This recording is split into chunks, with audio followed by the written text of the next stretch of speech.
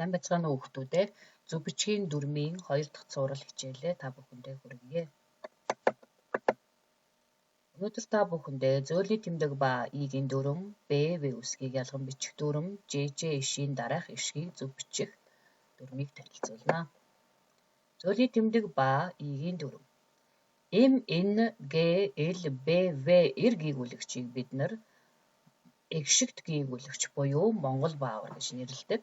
За бас үүнийгээ мөн 7 гэж тэмдэглэдэг.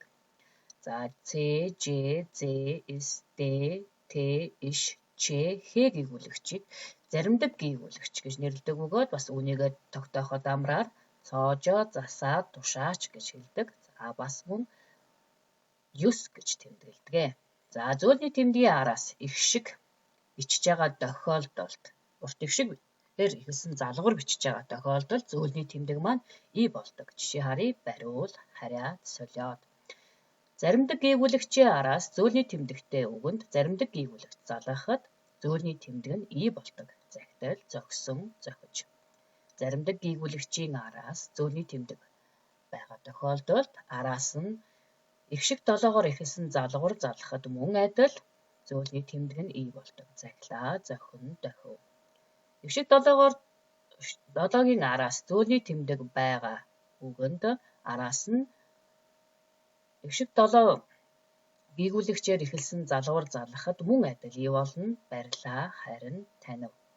За эгшиг долоогийн араас зөөлний тэмдэг байгаа үгэнд заримдаг гийгүүлэгчээр ихэлсэн залгуур залгахад харин зөөлний тэмдэг нь хэвээрээ бичигддэг. За жишээ харъя: барьдаг, харьсан, тарьж. За бас мөн дүрм зурчих тохиолдол байна. За зөөлний тэмдгээр төгссөн үгийн араас үйлднэрийн Х залгахад зөөлний тэмдэг маань И болж бичигддэг. Мөн зөөлний тэмдгээр төгссөн үгийн араас Я, Ё бичихэд зөөлний тэмдгийг хэвээр нь бичдэг. Бари, таны, болий гэх мэт. За мөн зөөлний тэмдгээр төгссөн үгийн араас Гүй залгахад за энэ маань зөөлний тэмдэг нь бас хэвээрээ бичигдэнэ. За ерөнхийдөө энэ бол хоёр үгнээс бүтсэн үг гэж бас үнийг үздэг. Яагаад гэвэл айл үгүй, хонь үгүй, хань үгүй, морь үгүй гэсэн утгатай.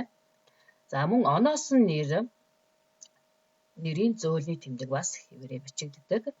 Дарбазар, байгалмаа гэх мэт. За Б үсгийг ялган бичих дүрм. Б үсгийг ихэвчлэн үгийн ихэнд бичнэ. За үгийн дунд Л, М, Н, В үсгийн дараа бичнэ. Жишээ харъя: болбол, толб, самбар, химбэ, явбал гэх мэт. За харъя: Илийн араас Б, М-ийн араас Б, Н-ийн араас Б байгааг ажиглаж байгаа баха.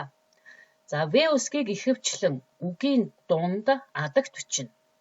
Үгийн ихэнд хаяа цөөн үгэнд ордог. За жишээ харъя: ваадан, вандан, ваар, хавав, харав, хөвөвч гэх мэт.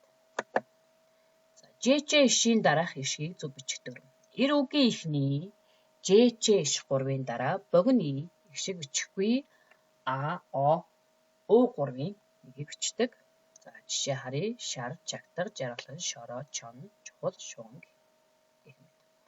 М үгийн эхний Ж ишийн дараа богино Э ишиг бичихгүй И, Ö, Ү 3-ын нэгийг бичдэг. Жишээ харъя: жил, чимээ, ширээ, чөлөө, шүн, жүжиг, шүтлэн гэх мэт. Эр М ямар ч үгийн дунд орсон Ж иш 3-ын дараа балархаа ишиг бичих шаардлага гарвал дандаа И бичдэг. За харъя: ажил, ашиг, ишиг, хөгжил, учир, дэвшиг гэх мэт. Мөн Ж ишийн дараа ямар ч урт ишгийг бичиж болно. Жишээ харъя: шаантаг, шийзий, шүүх, хашаал, чанаржуулах, өвчөөн гэх мэт. За ингээд өнөөдрийн хичээл энэ хүрээ дуусж байна. Та бүхний маань бичих үйл мэргэн уран цэцэн зүг байгээ. Баяртай.